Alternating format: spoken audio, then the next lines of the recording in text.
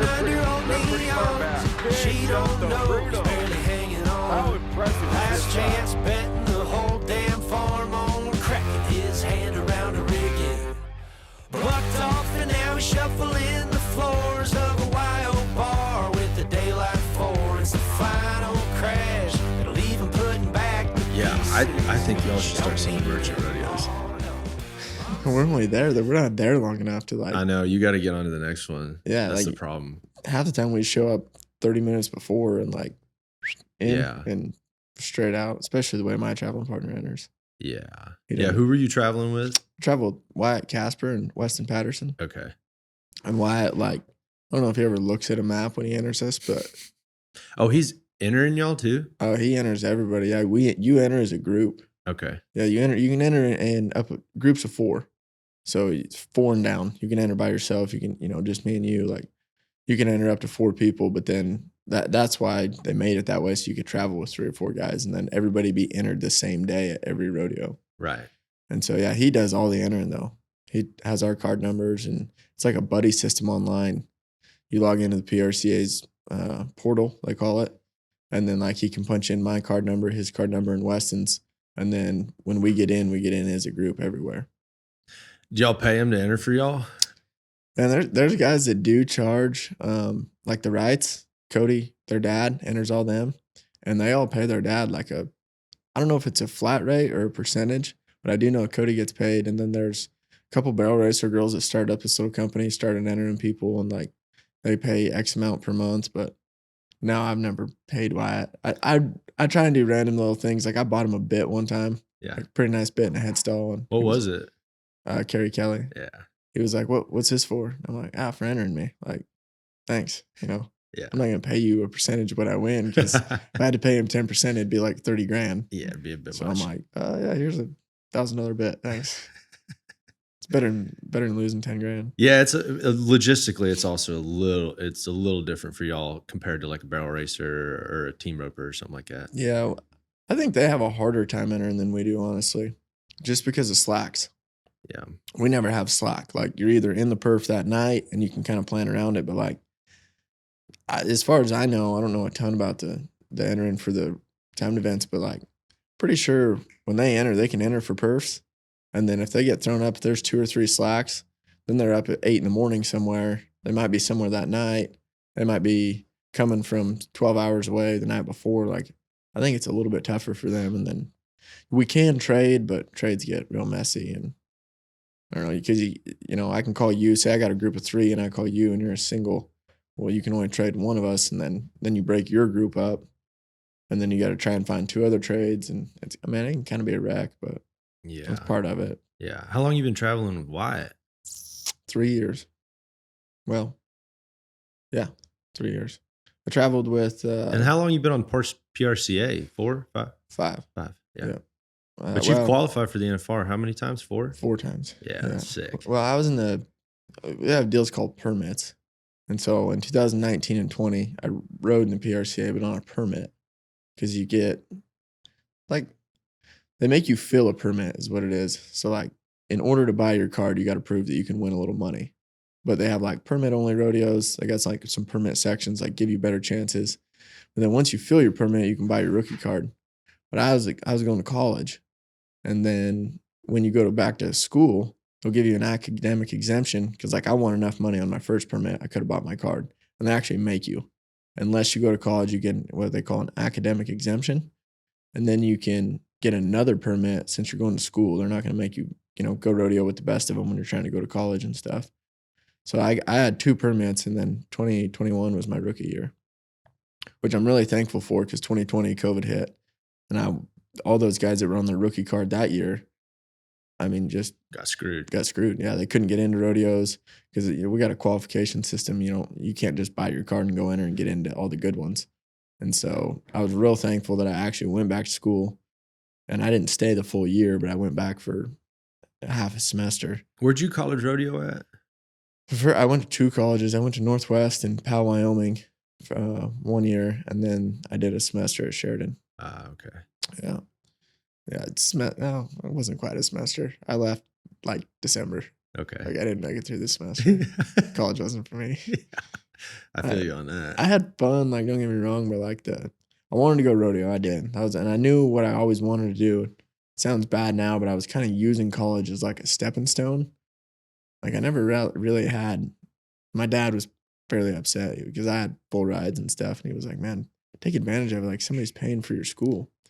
I was like, "Yeah, but I wanted to go rodeo. Like that was what I wanted to do, and I kind of just used college like free practice horses. I could get on whenever I want. And like I wanted to use it and like get better, and then just go rodeo."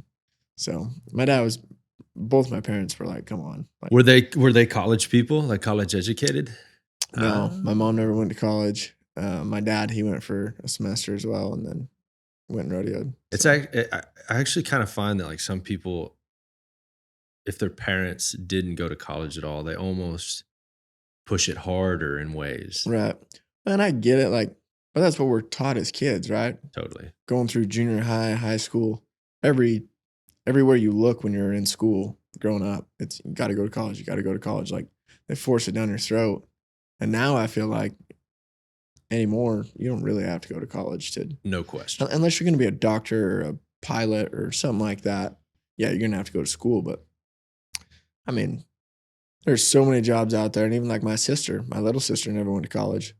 And she's going through she's got a job at a hospital, like as a admin nurse at first, like check people in, patients and stuff. And like the more she started working there, like they're helping her get her CNA and her RN. Like she never went to school, but like they basically just use you in the sense of like they teach you on the go. And then after, you do got to do some classes while like she's going through some classes, but she never went to a day of college. Yeah, dude. And Like this whole idea of I'm gonna go to college and just like figure out what I want to do is so bizarre to me.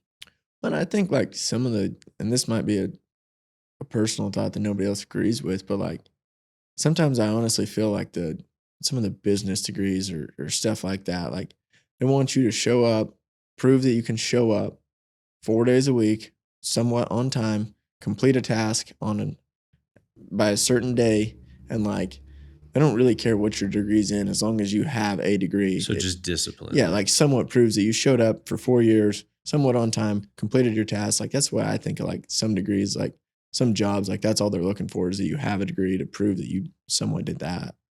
But like I said, being a nurse or a real doctor or a pilot, I probably want my pilot to go to school. But Totally. Well, yeah, you got to go to some like form of like formal education, I think. Yeah. But yeah, some of these other jobs, it feels like some businesses and companies are starting to catch up to the idea that, some kid going to get like some 4-year marketing degree, like don't matter. no, you could teach that same kid in a year. Say you have to go to school for 4 years and say they just hired me on as like an intern for a while. I'm probably going to learn in 1 year what I need to do that job. And you waste 4 years in college, and not waste, but you go through 4 years of college to get to the degree, to get to the job that I got to in 1 year after I interned and like learned the ins and outs of their company, Yeah. because every company does things different. And I think of things like that way. I'm like, man, like like certain jobs I do get it, but I feel like the college shoving it down kids' throats is just it's not realistic. Well, nobody really knows how to do anything anymore. Like truly. No. And, that's why it costs $1,000 every time your AC guy comes out to the house, or a plumber is $1,000. Right. There's tons of like those kind of jobs, like the kind of hands-on, like I don't know, they call them blue collar jobs. Yeah, like trade jobs. Yeah, trade jobs. Like that's why them are so expensive, because nobody knows how to do it. Those are kind of dying things, but that's also something you don't need to go to college for. No, but you do need, but you got to learn. Like, I guess the idea is that it's weird that when we grew up, the only way you could learn how to do anything was to go to college. Right. Which is bizarre. Like, if you went and worked for a welder for 5 years, you're going to be a badass welder. Right. Like that is learning. That is education. I guess it's just weird that unless you went to college, you aren't educated. Oh, I agree. And I don't understand why college costs so much. It's crazy. That's the other thing. A lot, like 90, I shouldn't say 90, but like 50% of people, maybe 60, 70, don't have the kind of money it's like a year's wage, like $60,000, $70,000. Who can afford that as an 18-year-old? You're starting a business. Oh, pretty much. And you can't get rid of the debt either. No. So, and then Well, unless you get scholarships or, you're wicked smart, you've got academic scholarships, or you were like me, like I was on athletic scholarships. Like I was lucky that I had those scholarships because I couldn't have afforded to went to school anyway. Like there's no way I could have reached in my pocket and been like, here's 30 grand, let me go to school. It's changing though. Yeah. Like when I graduated high school, people acted like it was more risky to just not go to school and just like start working somewhere. Right. They acted like that was more risky than to just go take out a freaking loan for 60 grand or 70 grand to go to college, even though a lot of those people like don't know exactly what they want to do. They're just getting a degree to get a degree. Yep. They get the most broad spectrum degree you can get, whether it be just a 2-year associate's in business. Well, you didn't get a specific degree in anything. Mm-hmm. You know what I mean? There's a lot of frustrated people that spent all that money and then now they're still just working a job that they didn't even really need a degree for. And they're frustrated because the high school counselors and everybody were like, you got to get a college degree. Yep. So I don't know. It's shifting though. It's changing some. I mean, I don't know what them loans, like your student loans, I don't know what them, like the interest rates on them, but.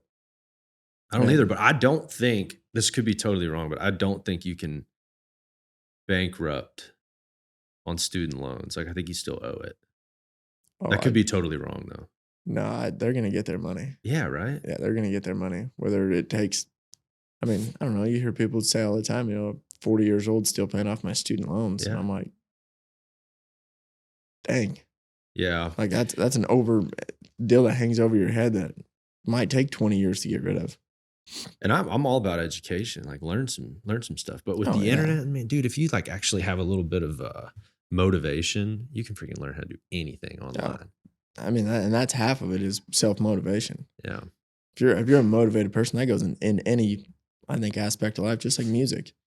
Like if I told you, hey man, I want to learn how to play guitar, and I showed up here twice a week, every week, I'd probably learn how to play guitar without going to music classes. Dude, that's how I learned. I learned exactly on freaking YouTube. Yeah. And you can find, dude, it don't matter what you're doing.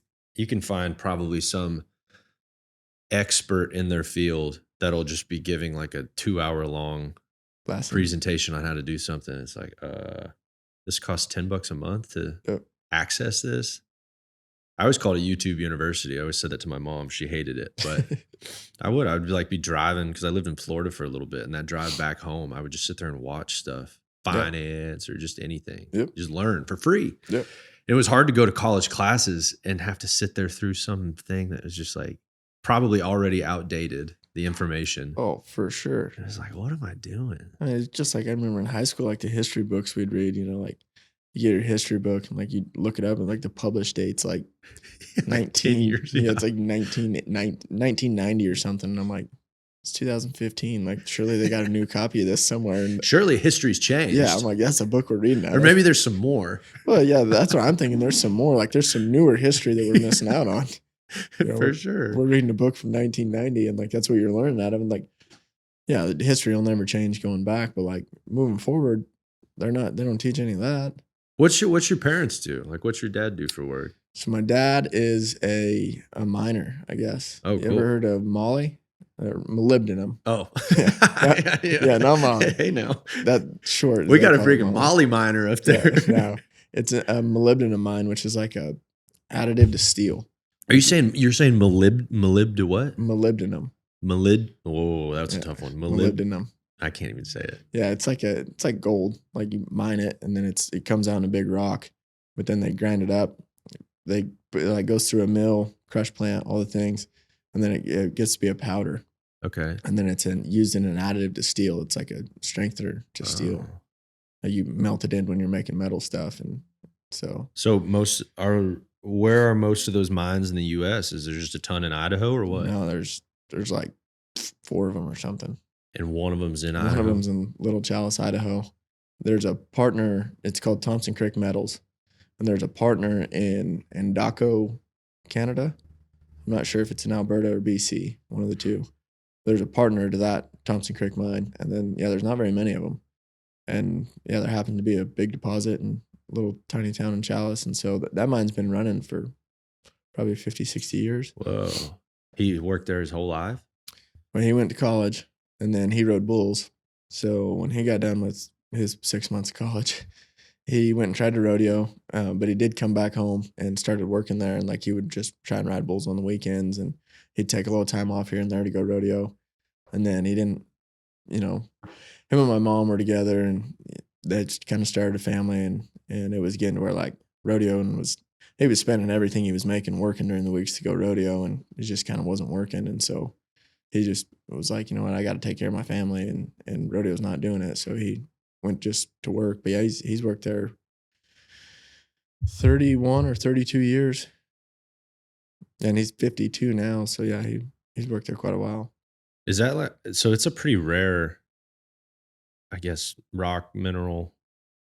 Like I should say not in the world, in the Northwest, or not in the Northwest, in the like Canada and the United States. There's only like 4 of them. Okay. But there are other molybdenum mines. Yeah, interesting. Yeah. So, and then he does that, and then he's got a little jag of cows. I got some cows. I run my cows with him. And so I think together we got 50 or 60, somewhere around there. And so, yeah, he just, on his days off, he works 7 on, 7 off. He's just taking care of cows and working at the mine. And then my mom's an insurance agent. Oh, for who? Insurance. Is it just like home property casualty stuff? Well, she sells everything now, but she started out working for Farm Bureau. And then she left Farm Bureau, went and got all of her licenses and stuff. And her company is called Western Heritage Insurance. And it's just kind of not an Idaho thing. She can do, I think she's licensed in Wyoming too. But yeah, she sells home, ranch, auto, health. She can sell it all. So what was so if your dad rode bulls, did he encourage you there? Like, did you get on some? Like, I was a bull rider. I went to the first county rodeo I ever went to. I was like 4. Started riding sheep, went on to calves, steers, junior bulls. And then, yeah, I was supposed to kind of be a bull rider. Like I did love the bull riding. I got on a pile of them. I rode bulls clear through college, even into the PRCA. On my permits, my first 2 permit years, I was still riding bulls. But I'd only picked up the bronc riding. I picked it up when I was like a freshman or sophomore. And I only picked up the bronc riding to earn all-around points because I wanted to win the all-around. Okay. So I picked up the bronc riding, and I team roped and roped calves and steer wrestled. And I was trying to win the all-around, and I did. But cowboy, I'd only picked up the bronc riding to try and win the all-around. And then, like, fast forward, I made the high school finals in both the bronc riding and bull riding 3 times. And then when I got to college, I was like, well, I might as well keep doing it. And then I was going through college, and like we got on tons of practice bulls and horses, but like I was starting to win more money in the bronc riding than I was in the bull riding, because 9 out of 10 times you stay on in the bronc riding. But the bull riding, you know, your riding percentage is 50. And so it's like I was starting to win more money in the bronc riding. And then it got to the point where like it was going pretty good, and all the bull riding was doing, like I was riding the odd 1 out of 5. And so like I was just paying double entry fees everywhere, and I was only winning money in the bronc riding. I started thinking, like, if I'm really going to do this, my career is going to be so much longer if I can stay healthy and get better at riding broncs. So I just quit riding bulls. But I'd made the college finals in the bull riding and the bronc riding. So crazy. And then I ended up just giving the bull riding up. Yeah, what a stud, dude. Lately, I've been thinking, I want to kind of get back on. Really? I do. Like, I'd like to go to like a practice pen, get on a handful and just feel it out, see if, you know, how it goes. But it's been on my mind because the Americans got $2 million up for grabs for a qualifier this year. I'm like, how cool would it be to make the American in the bronc riding? But I'm not $1 million eligible in the bronc riding. Right. Like, how cool would it be to go in both events and like? Yeah. So if you get an invitation to it, you only qualify for the 100K, right? Yep. But to get an invitation, you just got to be top 5. Yeah. After the NFR. So, but if you qualify, you can win the $1 million. You can win the $1 million, yeah. If you're the only. So they say they have $1 million up, but like say there's calf rope, like the year Wyatt won it. Wyatt won it in 2020, and he split it with somebody. So then they both just got 600,000, because you win the original 100,000 that's up for like me to win. Mm-hmm. But then he split it, I think, with a calf roper. But I thought the only way you could win the $1 million is if you just qualified for it. Well, that's if you don't end up top 5, then you got to go to a qualifier. Right. And they have 3 qualifiers. One's in Vegas, one's in Lexington, Kentucky, and then I think one's in Oklahoma City. So then you got to go to one of those 3 qualifiers, and then they take like the top 10 out of there, and then they come to Arlington, and then there's like just a qualifier round at Arlington, and then 5 guys come out of that, and then those 5 go against the top 5 from the world standings, and so then they have a 10-man round, and then out of that 4 men move on to the final round. And so yeah, that'd be sick, dude. You Yeah. just qualify in the bull ride. Yeah, like I said, I'd have to go to one of those qualifiers in the bull riding. Obviously, be top 10 at the qualifier to get in. But I've been thinking about, like I said, $2 million is a lot of money. Bro, that's a game changer. Yeah. And so I'm like, and 100,000 is great too. But like I said, I Yeah. probably won't be eligible for that after the finals. So it's been on my mind. I don't know. I would see how the finals goes, and then I was there. Man, I want to say the first year they did the American. I can't remember if Wade Sundell won it or if that was the second year. Richmond champion won the million at the very first At one. the first one. Yep. And I want to say that was So Wade, maybe that was like 3 years in or something. 2 or 3. so Wade. When did he win it? They've changed it a little bit because Wade got to win $1 million because he won it 3 times. Like, they were calling it like the Triple Crown. He'd won it twice, and so like he really wasn't a qualifier. There was like I don't know. You'd have to look back and do some research. Oh, but really? Yeah, they let Wade win $1 million because he'd won it 3 times. Won the American itself 3 times.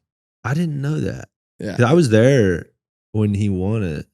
Because I remember when they did the interview after or whatever, they were like, "What are you gonna do?" And he was like, missing a tooth or something, and he's like, "Drinks on me." You know? I think the very first thing he said when they put the mic in his face is they stick it over there, and the first thing he said was like, "Hello, Dallas," or something like that. Yeah.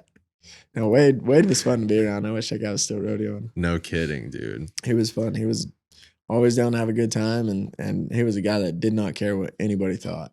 Just a wild man. Yeah. I mean, they called him Wild Man for a reason because he was. He was fun. But yeah, the Americans changed a little bit, and they've kind of changed it for the better because I won't say it was impossible, but like the qualifiers were tough, and like to get through them, they used to take less guys, and like now the way they got them set up, they're taking a few more guys. There used to be like one big qualifier, like one huge one, and like maybe 200 entries. So that's kind of a drawing contest to get through a set of 200 guys and be one of the 10. Yeah. So it was kind of a drawing contest. But like now, like I said, they got 3, and each one gets about 50, 60 entries. So, I mean, they're still tough, but like guys that ride pretty good have a pretty good chance of getting through to be one of the 10. Yeah. And actually, the first year I made the NFR, I didn't finish in the top 10. And I had to go to a qualifier. Back then, it was in Heber City. And I won that. And then I made it all the way through. I got on for $1 million at my first American. I made the 4-man round and I ended up 3rd. And You got on for $1 million. yeah, I got on. I made the 4-man round, and I was the only $1 million qualifier in the bronc riding. And so, like, if I won it, I would have won the $1 million. And What did that feel like? Different?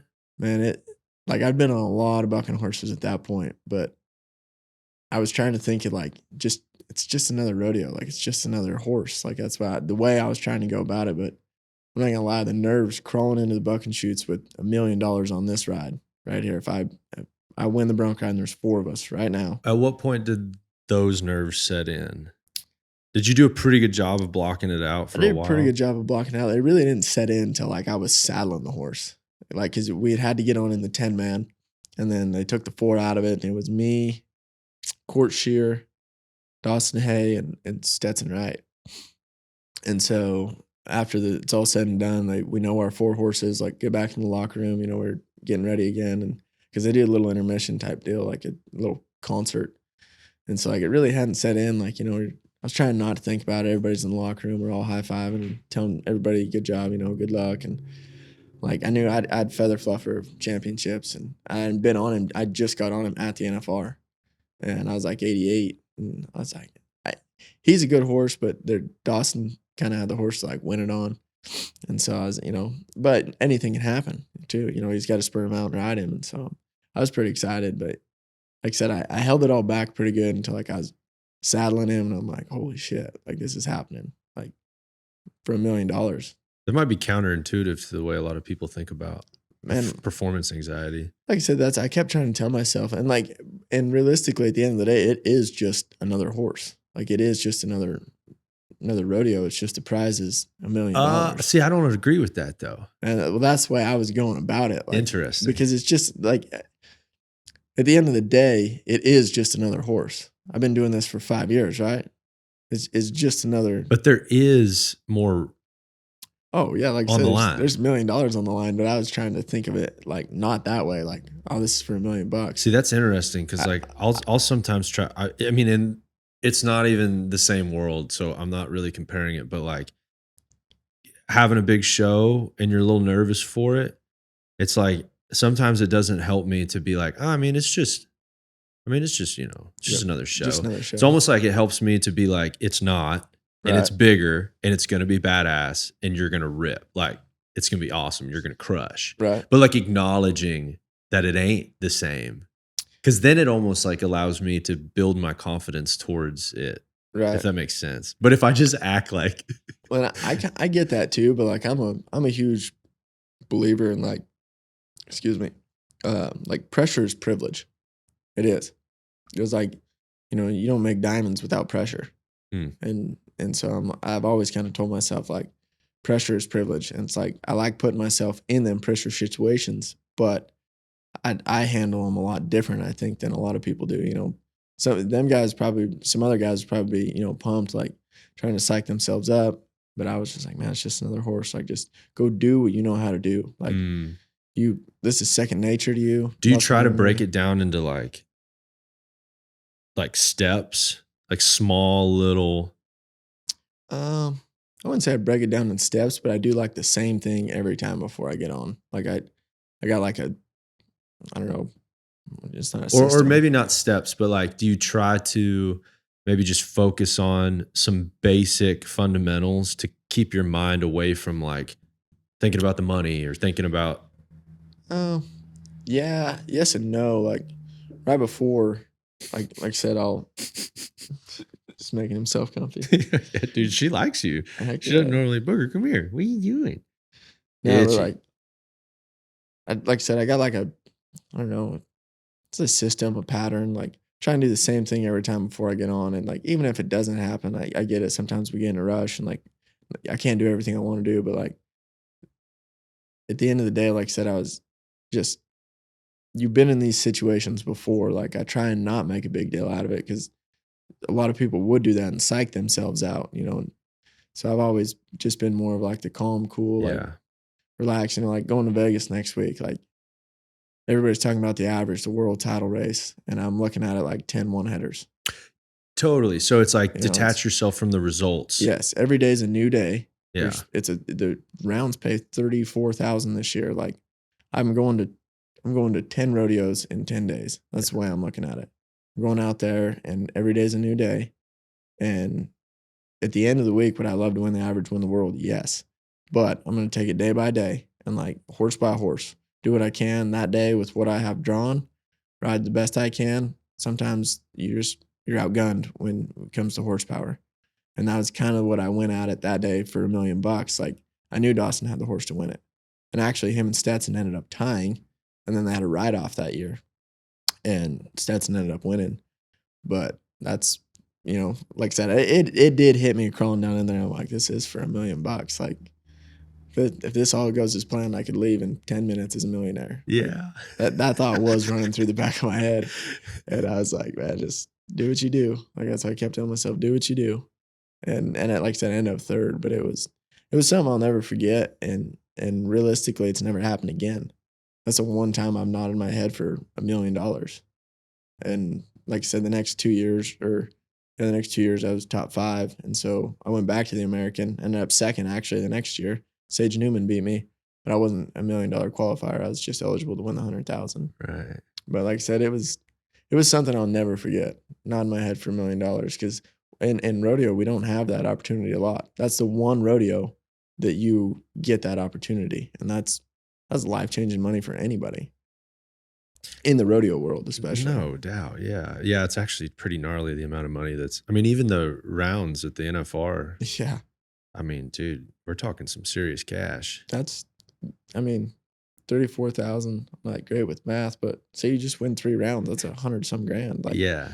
And I always try and keep it into a real perspective. Like, there's people out there that have jobs. I work all year not to win 100 grand. Yeah. And in 3 days, I could win it. You know, like Well, it's exceptionally, what's the word I'm looking for? Like deceptive with the difference in events though, like the amount of overhead Yes. like that y'all have compared to like a barrel racer or something. I mean, it's Lots. not even. No, lots less overhead. Dude, Those guys it's so got crazy. you know, It's almost like it's not even in the same. Like it's almost weird that everybody's compared in the same. and we are, but nobody, like everybody sees. I tell people this all the time. Like some of my farther away family members, you know, they'll look at the world standings and be like, "Man, you've won 200,000." Yeah. And I'm like, You know what my travel expenses were? yeah, exactly. But I'm like, yeah, I was also gone 6 months out of the year, and so I bought 50 plane tickets, and I got a fuel bill, and like, you know, I spent 60, 70,000 to make that 200. So like my profit margin isn't exactly what it looks like on paper, No doubt. you know, and like so that's where the finals for us is a big deal because like the timed events guys like a truck, a trailer, 2 or 3 good horses. I mean, just between the truck and the trailer and 2 good horses, you're 150, 170, 80,000 into it. And Yeah. that's if you know, haven't spent the money on a gem up horse. Yeah, for You know, sure. like Yeah, because we're talking 200K for. yeah, some of those rigs, you know, like a Riley Webb, I mean, between his truck, trailer, and the 3 horses he's got in his rig, I bet he's looking at 250, 300 of what he's got into it. Easy. And, you know, you're not spending that every year. You can ride a horse forever, but Right. or not forever, but you know, 4 or 5 years. So like they got a lot more into it. So yeah, like Riley, he's the same way. He's jumped out. He's won 300,000 roping this year, but like I said, he's got all them expenses that nobody knows about. And the fuel expense for them's got to be even worse than it is for us, dude. And that's at the very top. Yeah. So like, think about the guy that's sitting like 12. Yeah. Who's like already broke the bank to try to get Yep. the nice stick and like has to have the rig, but his year didn't go quite as well. Yep. And it's like, dude, you know, you're rolling into Vegas with freaking 100 grand and probably debt, you know. You could either be in debt or, you know, like It's one thing to have the stress about like, oh shit, I could make this money. Like I could be a millionaire. It's different to be like, I have a tremendous amount of debt and I'm in a deep hole. I have to win. Yeah. And that's, I think some of them time event guys, like even some of the bottom end guys that make the finals, like the steer wrestlers come to mind because they don't have, you know, we have bronc matches and we have some other opportunities, some good added money. The steer wrestlers, I mean, you look at the standings and like, I think the 15th place guy's got like barely 100,000. So if he has into it what I have into it, he's only made 50. And then, you know, like Vegas is a huge opportunity for him because it doesn't make or break his year. He's obviously had a great year, but as far as financially getting ahead a little bit, it could make or break him. Dude, that's why, like, I don't know about, I haven't heard any news about it, but this, like, whatever it is, the Coggins herpes thing. The EH1 or EHV1. Yeah. Like, I haven't heard any more about it, but like, didn't they cancel like the circuit finals or something like that? Yeah, so they canceled A circuit finals. Oh, okay. The Prairie circuit finals. That's right. They got canceled, but that's because they put. And I don't know. It's kind of a weird deal. Like I know a little bit about it. It's not really affecting stock contractors, and really even for that matter, like the tie down ropers, the team ropers, as much because the outbreak happened at the WPRA World Finals in Waco. Right. And then they shut down Guthrie. Yep. Well, like my wife was at Guthrie. Yeah. Well, and a lot of those girls, though, went from there to like the 377 in Stephenville. Yep. I guess they had a big barrel race there. And then there was the BFA. And then, so it was kind of barrel racers, breakaway ropers that had the outbreak going on. And so I do know they've postponed the breakaway roping finals because it was supposed to be on the 2nd and 3rd. Because when the outbreak happened, they hit everybody with the guidelines like, hey, we're going to try and make Vegas work. Every horse that went to these events is quarantined until this day.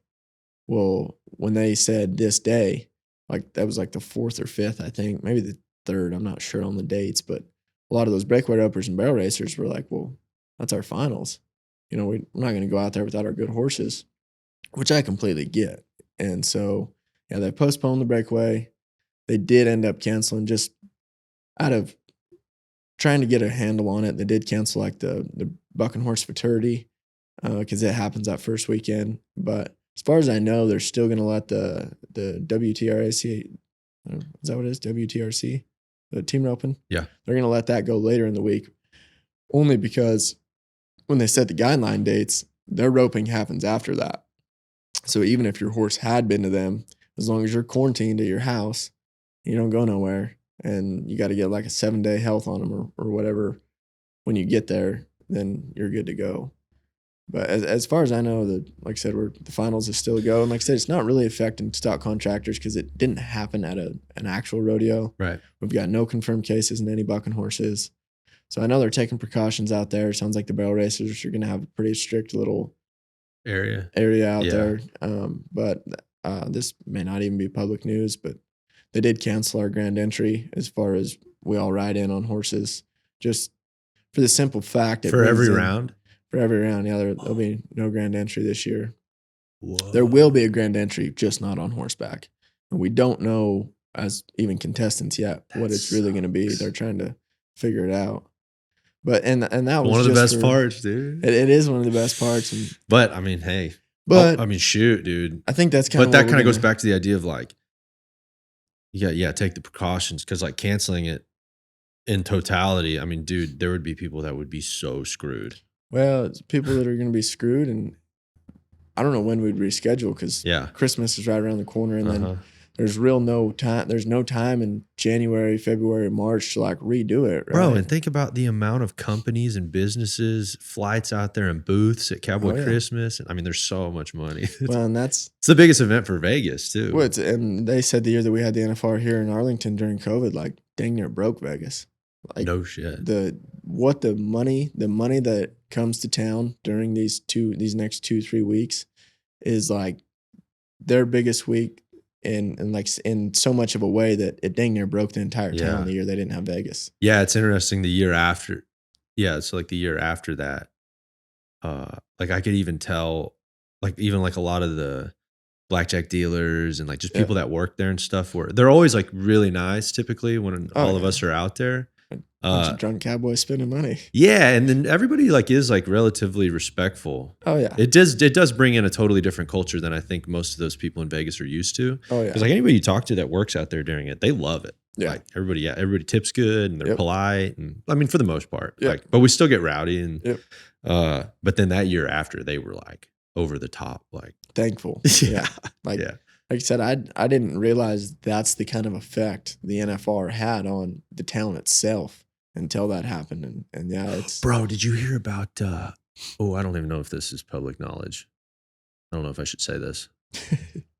The freaking cat that used to manage the MGM, and then he moved over to, I think it was Resort World. I wouldn't even know who manages it. But like, you know how like the MGM used to be like the freaking place to be? Oh yeah. Well, like I think it was the GM or something, he moved, and then that's when everything kind of moved over to Resorts World. Yep. But I think he just got freaking tagged for like embezzling a bunch of money over there. Really? Yeah. Dang. Yeah. Which I could see it. Not. I don't know how, like in a big company like that though, how do you even get away with that? I don't know. I'm probably not smart enough to pull off something like that. I'm not either. That's why I'm like trying to think about how a guy would go about that. I'm like, I don't know. But honestly, it couldn't. If you're at the GM, you're at the very top, he probably knows things that nobody else knows, obviously, running that place. But like the amount of money they bring in, I mean, I just think about like when I go down there, you know, and the amount of people you see gambling every night, I would want to know what like a table makes a night. Like when they pull that cash box out, what's in there? You know what I mean? I don't know how people really afford to gamble there for the most part. I usually like to go off the strip because you can find some tables that are a little bit cheaper. But like if you're there, I mean, really any night at one of those main strip casinos, like a blackjack table or something, it's $50 a hand. And they're full. Full. Yeah. There's half the time you have to sit around and wait 10, 15 minutes for somebody to lose their money and get up and go get more. What do you play when you're out there at all? Man, I do. I try and go to bed early. When I was a little bit younger, I was a little wilder. I'd stay out. I had some fun nights and spend all, get back to the room at 4 a.m., go to bed and like have an autograph sign, get 8 and show up. Have to wear sunglasses because I look like shit. But those years have kind of passed. I try and get to bed. And like I said, the first couple times I make it, I've always treated it as a business, but being a young kid in Vegas, 21, I was young, dumb. Yeah. Would you play craps or blackjack or what? I'm a blackjack player. You are? I don't like craps. And blackjack obviously isn't the best odds in the house. But if you play right, it's what I enjoy playing. Okay. Yeah. And I like sitting down with some buddies, and like we all kind of, you know, when you sit down at a table with a bunch of randoms, they're doubling on weird stuff and like screws the table. They say, I'm always like, yeah, I'm out. Like I don't want to play with those guys, but I like sitting down with a bunch of buddies and like we all kind of play together and like if one wins, we all win. I guess in a sense, like that's what I like playing. See, that's why I like craps though. Is if you have a group. Right. That's the only tough part is because craps tables are always so full, so it's hard to get your whole group on it. Right. But if you do, and like somebody's got a long roll or a hot roll or something, dude, it's so fun. And just everybody's high five. Oh yeah. I mean, I guess you get that at blackjack, but it's you like do, but I know what you're talking about. You'll be sitting at a blackjack table and you just hear people going crazy behind you, and everybody's like, the best. What's that? Dude, it is the best. Like, what's that? And there's just people high fiving, hugging. Yeah. Oh, I get it. Like on a hot, like, yeah, freaking hot roll, man. And I don't even like playing cards at Resorts World because I feel like through the last couple of years of being there, everybody you talk to, like nobody really wins good. Oh, you don't think so? No, there? like, everybody I've talked to, nobody wins big. Like interesting. Everybody that I like to gamble with or that goes gambling always goes to the South Point. There's also something about, but they also have cheaper tables there. You can still find a $10 or $15 table. Yeah, that's where I'm at, bro. Yeah, I love the South Point. Yeah, that's where I stay. Yeah, and you can freaking rip heaters too. Oh, yeah. Well, and you can reserve tables too. Not that I wouldn't. Not that, dude. I ain't judging. But no, the tables there you can reserve them at South Point. Yeah. How does that work? Like if you're gonna sit down with like $2,500, yeah, you can tell that dealer like this table's reserved. Like sit down with $2,500 and say you're gonna play like $100 hands. You can make it to where nobody else can sit down with you. Oh well, that kind of defeats the purpose of. Yeah, but if a guy like you see like the serious gamblers. Oh yeah. Like if they're sitting wanting to make good money, like you'll see somebody with a little reserve deal on the table, and he's like sat down with whatever, I don't know, it might be more. Mm-hmm. And like those are the guys that win good money though. Probably. It takes money to make money. Takes money to lose it too. Well, yeah, but I think you see them guys sit down with like $2,500 and they might get Dude, don't fall night, for it. They are not making money. Well, I don't know. Just wait like 10 years, they'll lose it. Well, yeah, 10 years they'll lose it. But like, I've seen guys sit down with like $2,500 and like, of course you're gonna lose some hands, but like they start doubling and like you get lucky a few times and like walk away with 10 grand one night. And I'm like, dang, like scare money don't make money, dude. Well, that's what I'm saying. It takes money to make money. Yeah, but you have to bet it to be able to win it. Exactly, and I've never been that guy. Like I'm betting not table minimum, but like I'll bet 50, $100 every now and then. But what's the number that you get the little freaking butterfly in your chest? Probably 200. Yeah. Spending $200 a hand, and then like bus card shows up and you've got, a double showing, and I'm always like, then you got to go 400. Yeah, then you got to go 400. And I'm like face down. I don't want to see it. Like I always go face down. Yeah, and then I hope they bust, and then if they don't, then it's like I just don't want to see it. Have you heard about people? I guess it's the gambling addiction thing that they get just as much excitement losing as winning. Are you serious? Yeah, I think that's like part of the addiction mindset or whatever. Like the action is what they actually. That's why like when they lose, they just cannot. It's almost like they have this. Their actions end up being the same regardless of if they win or they lose. If they won, they would just bet more. If they lost, they would just bet a shitload more. See, that's not me. I hate losing. Me too. I hate losing. Yeah, like dude, that gut. Yes, that gut. Like, there's nothing worse than going back to your hotel room after you've just lost $700. Like, no. That's terrible. See, I love to play poker. I play a lot of poker, but like a totally different game. Right. Obviously, I mean, you're playing against people and humans, right. So it's like my feeling of leaving. Like if I lose quite a bit of money playing poker, it's like sometimes I'll leave and know things I did wrong. Right. And like, I just am kicking myself. It's actually way harder because I know that I did some things that like I shouldn't have done or made some bad plays or something. When I sit down to like actually gamble blackjack or craps or something, I pretty much just already mentally lit that money on fire. Yes. Like I'm not sitting down with something I can't lose. Right. And so when I lose it, I'm like, I want to win it. It'd be more fun to win it. But if I lose it, I'm like, oh, well. I'm the same way though. Like I'm never going to sit down with more than if it's going to break me, I'm not sitting down with that amount of money, if I need it. But have you seen anybody like have a complete like meltdown come apart? No, I wouldn't say I really have. I mean, I Ben Anderson one time. I watched Ben lose like $8,000 one night. And I've lost $2,000 in a night. Yeah. Like, I watched Ben get down, like lose it, and then all of his cards were shut off. Like he was just gonna win it back, and like keeps going back. Well, they shut all of his cards off. They're all maxed out, 24-hour deal.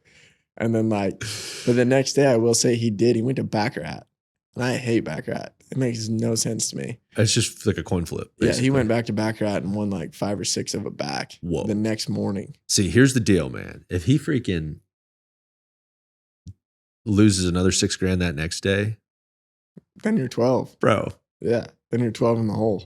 See, that's what I'm talking about, though. Is like that thing where it's like you're down, I'm gonna win it back. It's See, and like, I've been there, but only with like $400 or $500. Like, yeah, and that's when I sit down and like I had cards to win. That's what makes me mad. Is like that's when I'll go get $300, $400, $500 more bucks because like you're getting dealt 19s, 20s, and then they're hitting 21. Like you have winning cards. Yeah. And like that's when I'm like, all right, I'm going back. Like go get 500 more, come back.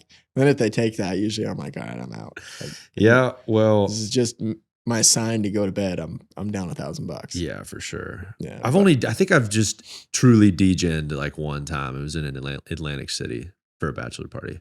And I raised my debit card limit like 5 times. I was also like, I was on that horseshoer money too at that point. So it's like, I was like a little different in a different spot. Right. And I remember like calling my bank, and I was like pretty hammered too. And it was like 8 a.m. or something, just totally ridiculous. And I remember calling my bank, and I don't know why I was like acting like I was doing something like illegal, Right. but I was like over there in the corner, like, all right, look, Are you just serious? I'm in a real tight spot here, but like Yeah. I wasn't saying I'm at a casino, Right. like they care. It's my money. Yeah. Yeah. You're looking around there.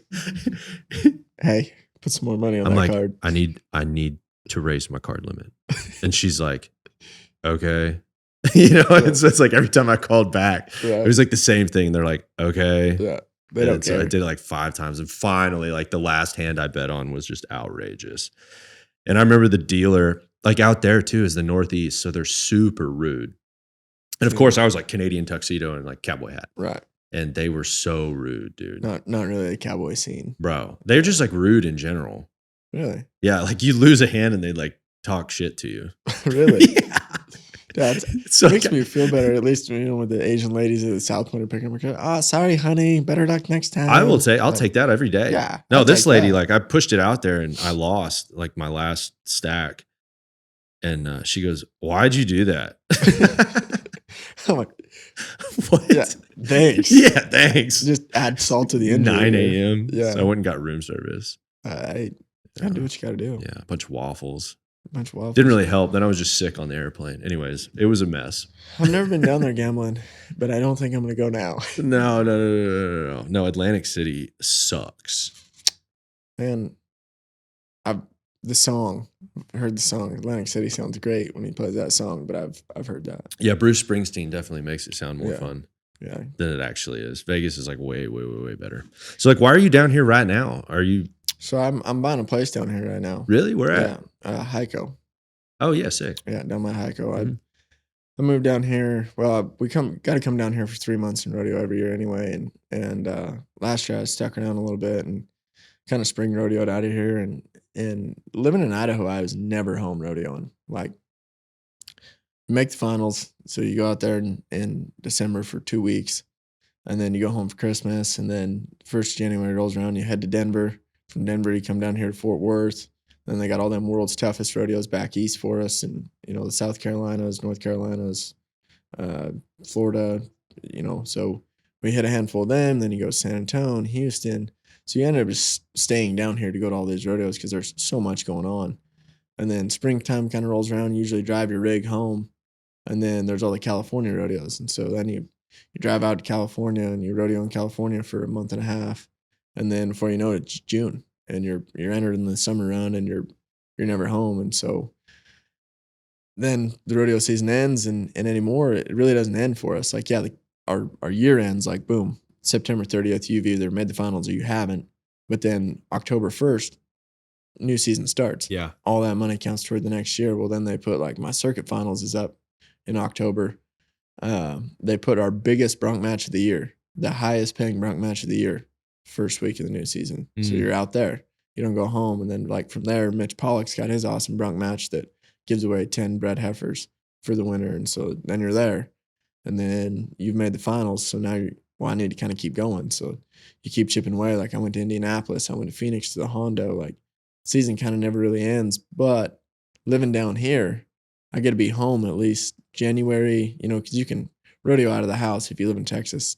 It's like I said, the place I'm buying in Hico is hour and a half from Fort Worth, 3 hours from San Antonio, 4 from Houston. So like, yeah, you got to go over there for 3 days, but you get to come home and you're home for a week before you got to go back.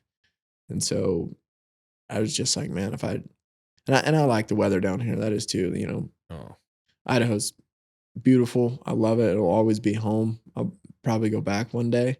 But for right now, doing what I'm doing, rodeoing, I'll get to be home way more if I just buy me a little place down here, have some horses. Like, we always find something to do, but realistically at the same time, like you only ever have like a week and a half, 2 weeks to mill around, find something to do, and then you're back on the road. So yeah, it is weird to be so focused on the next year while you still have the finals coming up. Yeah, I've always thought that was odd. And like I did it this year. Like so traveling with Wyatt misses the NFR one spot. He's 16th by $1,000. Mm-hmm. But like that first week we're in Newtown, Wyatt wins 40 grand. He wins bronc riding. He wins all 3 rounds, I think. Or no, he wins the first 2 rounds, maybe second or third in the short round, but wins the average. Yeah, like a wild start to the next year. Yeah, he wins 40 grand. You look at the world standings right now, Wyatt Casper's got 45,000. Like, already. Yeah. And it's October 5th. Like, and so like then, I went to the circuit finals, went to Mitch's. Mitch's isn't sanctioned with PRCA, but like I still won. I won the 10 bred heifers and 10 grand. Oh, hell yeah. That's money in the pocket. And so then, I go to the circuit finals, and then, like I said, you're rodeoing for next year, but I still got to go to the finals, but I'm trying to get some money won for next year. And like I said, it's almost gotten to where it never really ends. Like if you really wanted to, you could rodeo every day of the year. Yeah, but shoot, getting healthy. And that's, like I said, this is actually one of the first years I've stayed pretty healthy. And I've had some freak accidents is what the reasons I wasn't healthy in the past. I actually broke my leg riding bulls 2016. And that injury kind of reared its head again in like 22 and 23. Like I had a couple horses fall on it.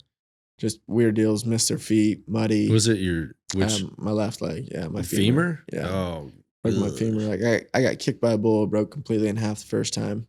So they put a titanium rod, and got kicked. So where were you at?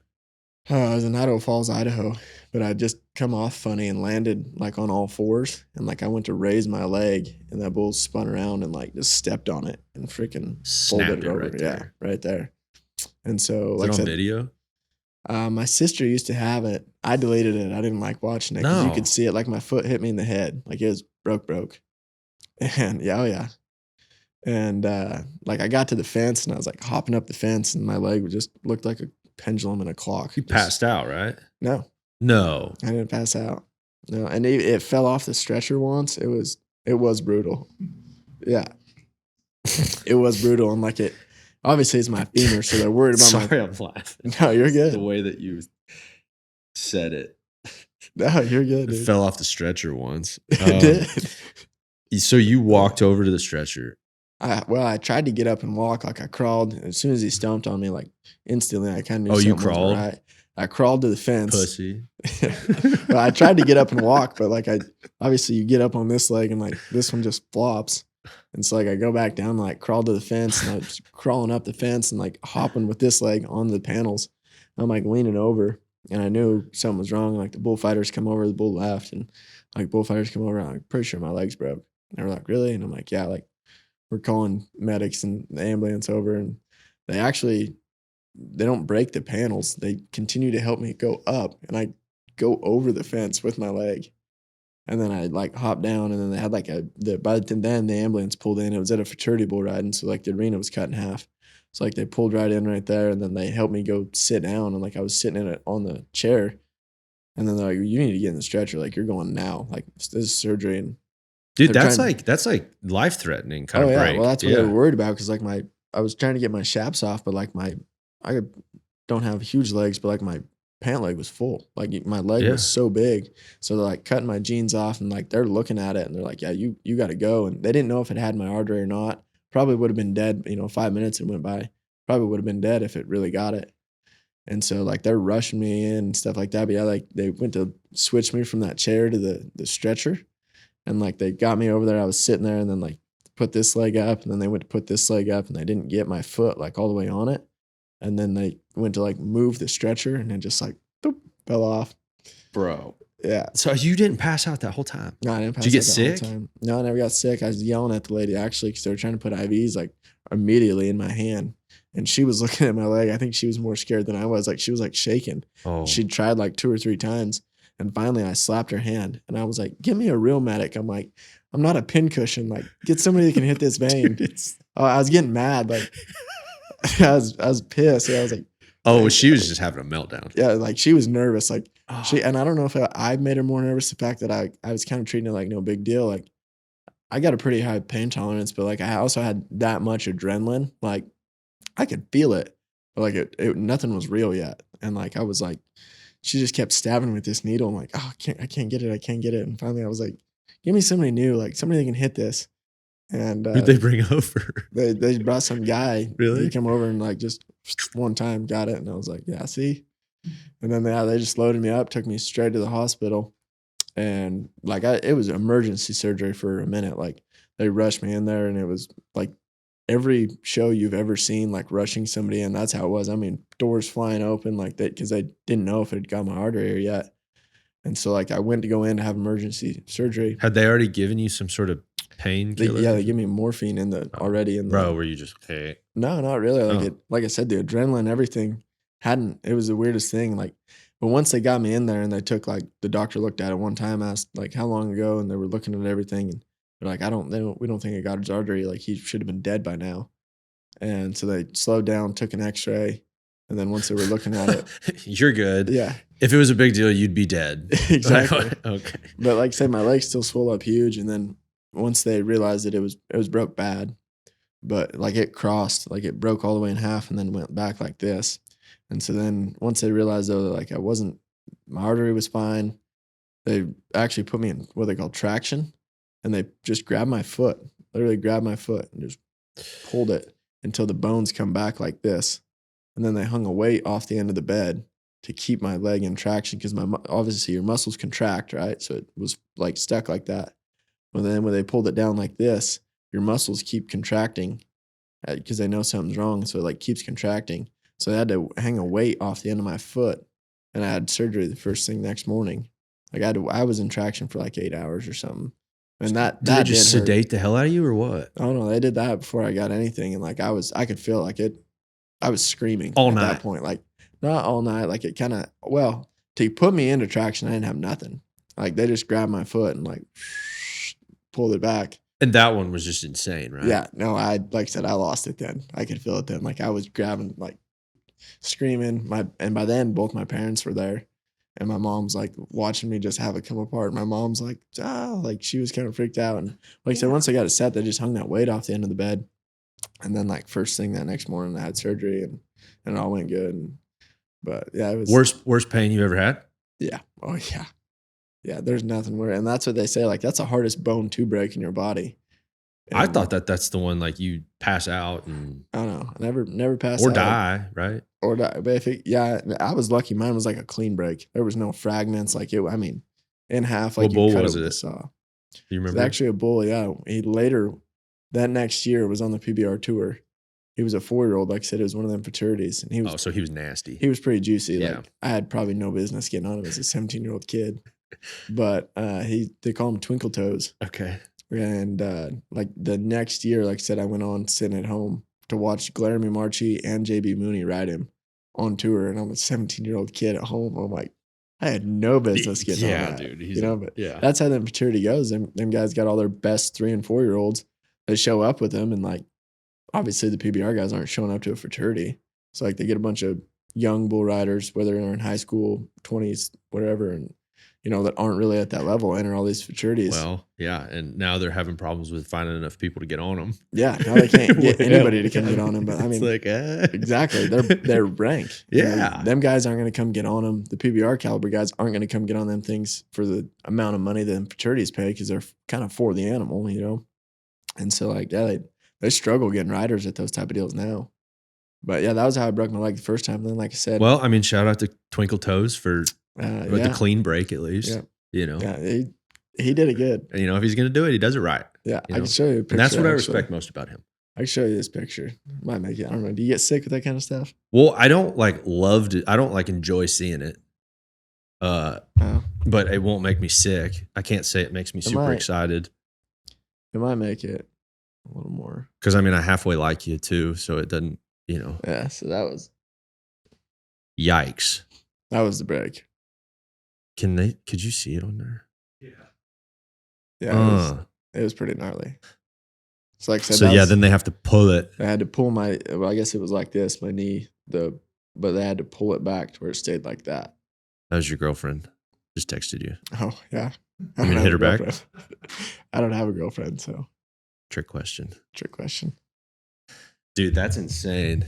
Yeah, no, it was. Well, so now you're still struggling with some stuff from that, like because they probably had to put like rod. Or so something. They put a rod in it, yeah. But then I had a horse fall on it, like reared out and missed his front feet and like fell right on it, and that's right where my swell is, And so like it chipped. It was the titanium rod is so strong, like that horse landing on my leg chipped bone instead of breaking it again. Which it like when I went in, like as it kind of swole up and it got pretty tender, like to touch it, like I couldn't touch it. Like it after it chipped it? Yeah, it hurt so bad. Like to go like this, like I couldn't even do that. And were you like, oh, I broke it again? I kind of thought I did, yeah. And so like I'd give it a day or two though. I'm like, obviously I wouldn't be able to walk. I couldn't put a lot of pressure on it though.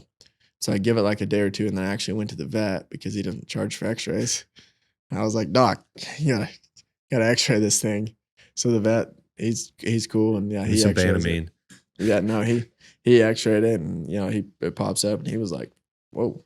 He was like, I mean, you got there's some chips in there. Like there's some fragments floating around. And so that happened. And I took a month off. I didn't really know what to do about it. I went to a real doctor, but like it kind of got to where I could walk on it after a month. Like I was walking on it. Like I could sit in my saddle again, kind of push on it. And like it was feeling better. But that's like right where your swell is. Yeah, it was right where my swell was. And so then I just put a pad over it. I got this big gel pad, and I just let my saddle out a little bit of my bind and put this, it was like this big. I put this pad on it. And I rode like that for the rest of the year, made the finals. And then after the finals, it got pretty sore again. So I went and had it looked at again. And yeah, it was like almost the exact same x-ray. Like nothing had really changed. But I'd kind of learned to deal with the pain and like the inflammation, the swelling all went down. And then I just kept going with it. And like to this day, it still has a little chip in it. But it hasn't bothered me. Yeah, I can't imagine it. It wouldn't. Yeah, well, I could find if I'm going to show them, I guess I'll show them all. Like I said, I got an x-ray of the chip, but like I said, it's weird that they told me by the time I went to a real doctor, he was like, man, if I'm being real honest, like if you're getting by doing what you're doing, and it's like not affecting your everyday life, it's not affecting the way you ride, like you can stick with it. But on the other hand, like if I was you, I'd probably go in and get it taken care of. Like we can take them chips out, that bone will reheal. And I was like, man, I don't know. Like what about taking the rod out? He was like, man, if you take the rod out, he's like, you're out a year letting that thing like basically heal. And so I was like, I don't want to take a year off. So I've just left it in there.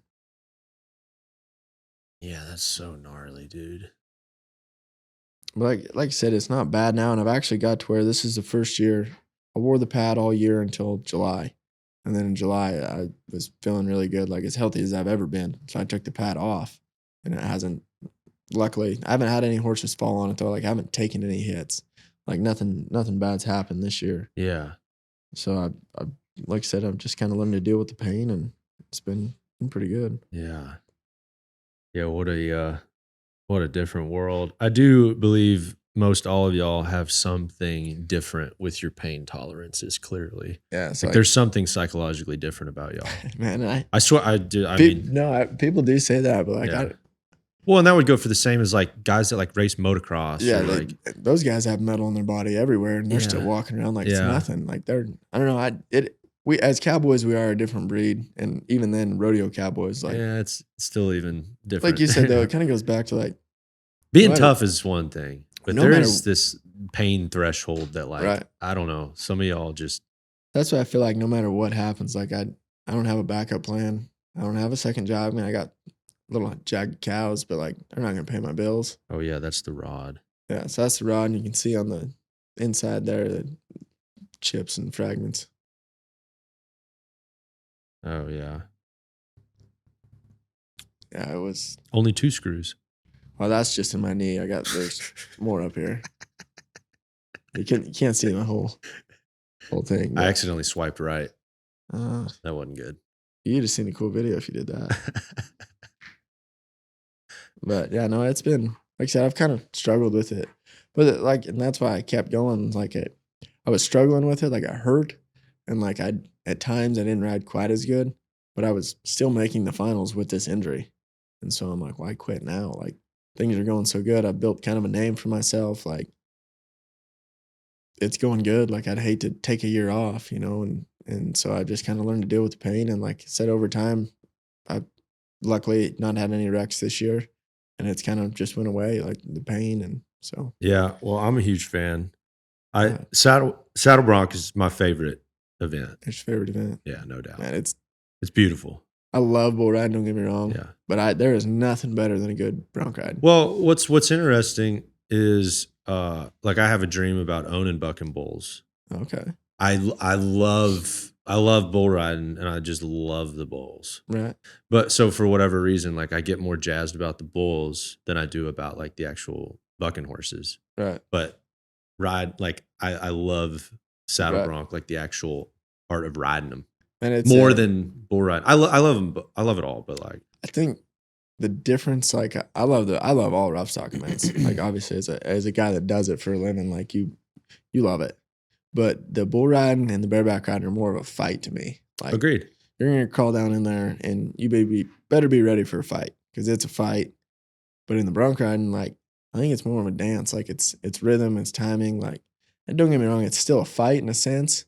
But at the same time, like they call it saddle bronc riding. Like it's not bronc saddle riding. Like there'll be guys that fight saddles and stuff. But I'm like, man, it's such a rhythm and timing deal. Like just it's poetry in motion. Put it that way. Like when it goes good, there's nothing better than watching a good. Yeah, there was bronc ride. a ride that I saw. I'm gonna get it wrong. I'd be curious if you remember. I want to say it was at the NFR. Like maybe in 23, there was a horse called Arctic Plum. Yeah. And I saw a gnarly video of that, and like it's corkscrewing, and like it was nasty. Mm-hmm. That horse had been in the E-pen. You could even see guys back there on the chutes. They're just like, oh yeah, in the video you could see. And we all know that horse. And like I'm not gonna lie to you, like we'd seen the horse throughout the year, and he always does that. Like especially indoors, little pens. He's got some stuff to him. But the bad part is like you put him outdoors. Oh, so the smaller the pen, he'll get even shiftier. Yeah, like you put him outdoors, Calgary just hops in a circle, like hops. But he's big, he's strong, and like that was. I'm not gonna lie, like I kind of think of myself as like one of the guys that can get along with anything. Okay. Like you run a bucker underneath me, good. You run anything underneath me, like I feel like I can handle anything. But that horse, like we watched it have some trips in San Antonio, Fort Worth that were like, whoa, that thing's that's all there. And so we get to that's round 4. It's our eliminator pen. And like I'm looking at the sheet the night before, like because they draw every night after the rodeo. And so we get on in round 3, and I don't know, I think I maybe won the first round that year. Either way, like I'd had a decent little week so far. It's only round 4, and I'd won a couple checks, and I was like feeling pretty good. And I like look at that sheet, and I'm like, man, like I'd take any of them. But this is what like intuition. I'm like, I'd take any of them, but I don't want to get on that one. Like that's the one that I would really like to avoid. And an hour later, I look at the draw, and I'm like, you better bear down. Like there is no backing down from that one. Like, and later in the week, so you got to buck every horse. The first 5 rounds are all new horses. They're all penned. But starting with round 6, we go back through those horses. So like we start with I want to say we start with the 2-pin this year, which is like our souped up hoppers. And then we'll go to the 3-pin, which is semi-eliminators.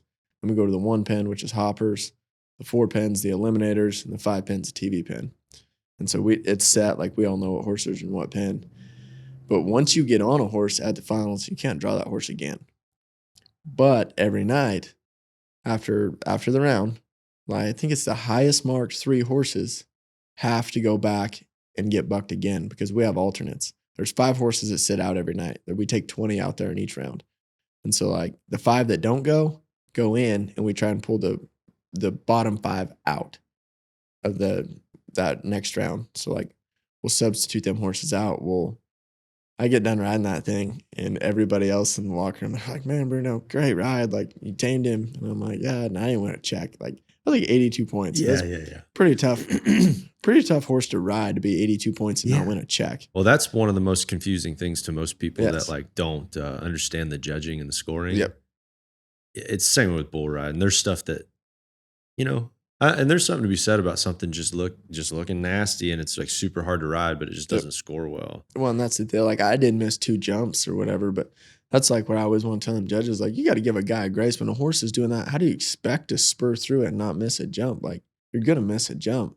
Reward the cowboy for taming the dragon. Yeah, well, why do you think that's never changed with the judging? It's kind of always been like that. Their judges are old.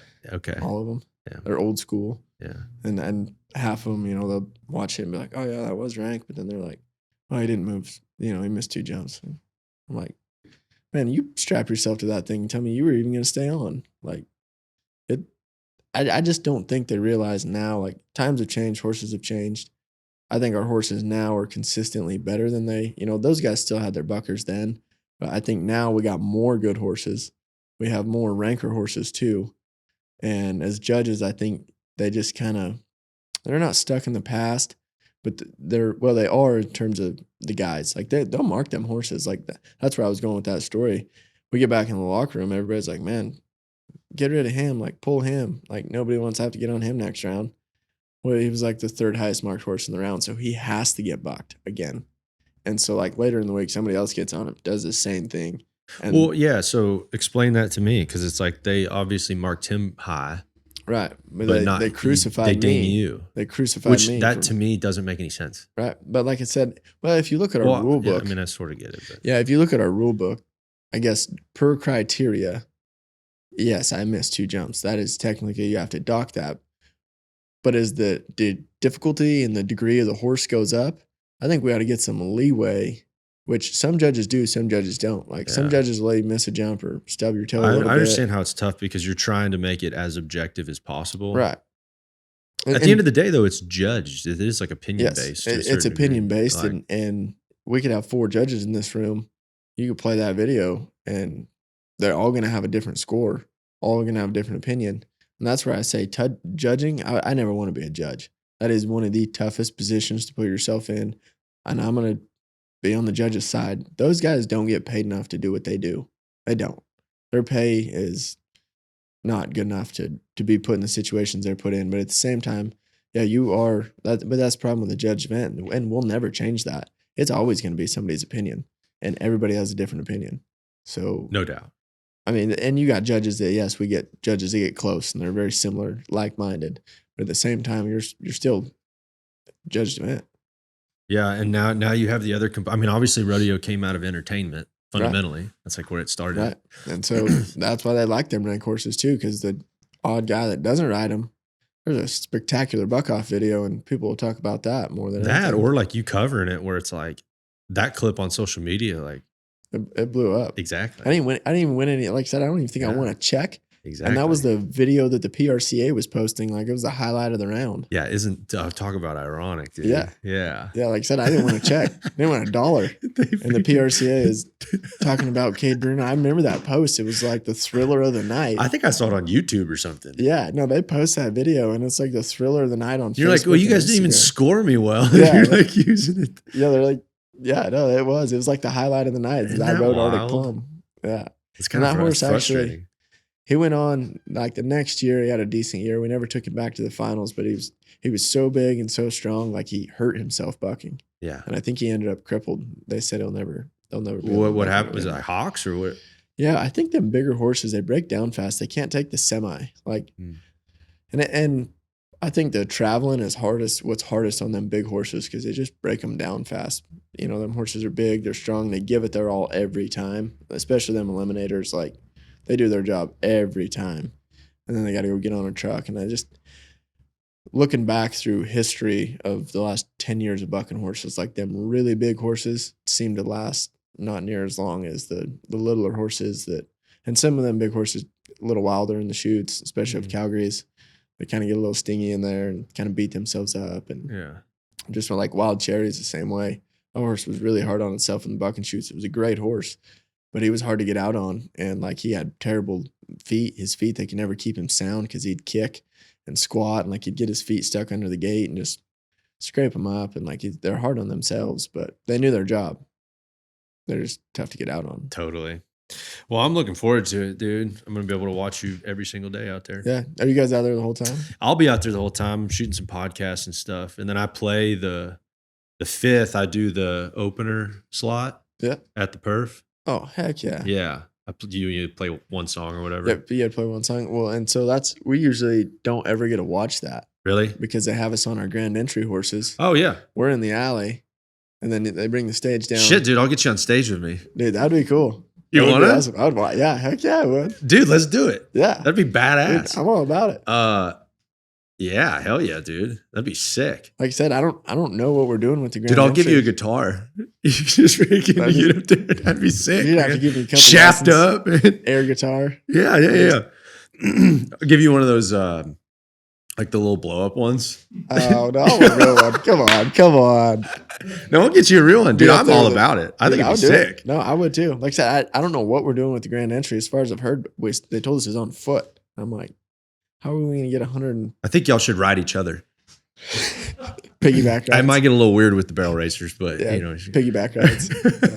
I don't know what they're going to do realistically. Like I thought, honestly, I was like, how are we going to do a grand entry down that tunnel with the bareback riders? The only ones that don't. They're obviously loaded and like getting ready. Yeah. So there's 15 less. So I'm like, how is 105 of us going to run down this tunnel, like circle around the arena? Like we don't really know what's going on. Like on foot. Yeah, I don't know. And we usually do it by state. You know, like they're just going alphabetical order, starting with Australia, and then Canada, and then Alabama. If there's anybody from Alabama, and they just go right down alphabetical order. That's how we run around there with the state flag.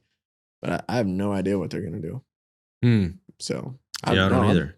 Dude, if you guys aren't riding in there and you're just chilling, dude, I'm all about it. Dude, we can get a few people up there. Yeah. Just like throw a party on stage. Get a couple Bronc riders up there. Dude, nobody ever normally does that. But did you see the other day at the Hondo, they let Nickelback let Zeke on stage? I did see that. Yeah. He like sang or something, didn't he? Oh, they gave him a mic. Oh, yeah. I mean, they had it pretty, I could tell because I was front. Like, I was videoing for Zeke. Zeke and I were pretty good buddies. And like, I could hear Zeke sometimes. Can you sing at all? I mean, I try and sing. I wouldn't say I sing good. Dude, what if we got like a few guys? I just say we give everybody mics, man. Dude, that would be the best intro ever. I mean, that's the whole point. It's like, let's get a party going. Sometimes that opening thing gets a little too serious. It's pretty serious. Like, and everything's on this freaking tight schedule. Well, for sure. No, I mean, in the sense of like, what are you going to get out there and just like play some like sad song or something? Like, this is freaking. Yeah. We're about to ride bareback horses. Like, like, let's get it going. Yeah. I agree. Yeah. I agree. But the deal there in Phoenix, like I was saying, like Zeke, I could tell like he'd have that mic right in his mouth.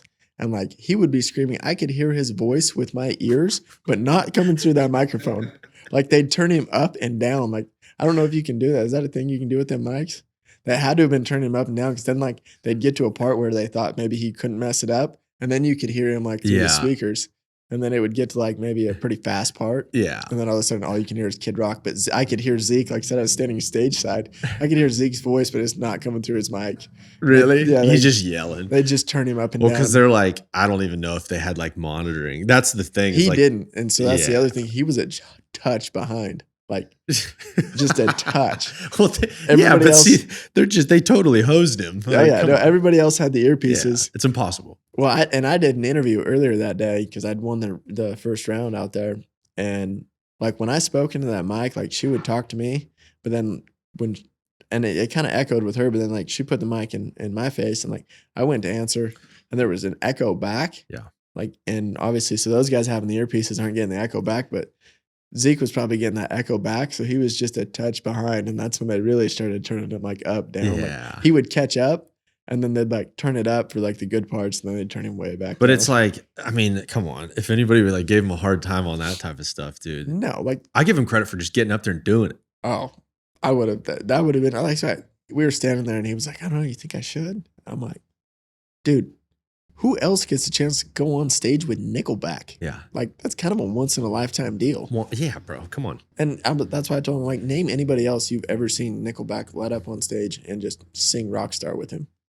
Zeke's like, Isn't it weird with moments like good that? If you idea. could just zoom out on your life, it's Yeah. hard when you're just in it yeah, and you like become critical of yourself or whatever. It's like if you could just zoom out and be like, hold on, when I'm 80 in a wheelchair yeah. and none of this shit matters anymore, I'll be like, Or even in 5 years, like they got some pictures, like to have Yeah. a picture on stage with Nickelback with you singing, that is priceless. yeah, I wish. Yeah, it won't be quite like that, Yeah. but I feel like it's still going to be pretty cool. it'll be sick. I mean, they were at the Hondo. We're going to be at the NFR. Yeah, I know. Well, and then the song that they asked me to do is like off my, I just dropped a new record. It's called Kick Rocks, or the song's called Kick Rocks, but it's like freaking rodeo rock anthem. Right. And it's like perfect. Like literally when we were in the studio, me and the engineer, I was like, dude, playing this at the NFR would be, so you need to listen to it on your ride home. You will be like, oh my God. I'm going to have the lyrics pulled up and be learning it. Or you might hate it. I doubt it. If you hate it, don't tell me. I doubt it. I won't. You have a Promise. fragile ego. Just say, hey man, I'm gonna die. I don't know if I want to get up there anymore. Oh my gosh, dude. Brutal. Yeah, No, honestly, you would just do the normal thing and just ghost me. no, probably not. You know? Nah, Oh, you would be straight up. Yeah, I would be This like, song sucks, man. bro. but I'm not gonna tell you it sucks. I'm just gonna be like, I think I'm busy on the 5th.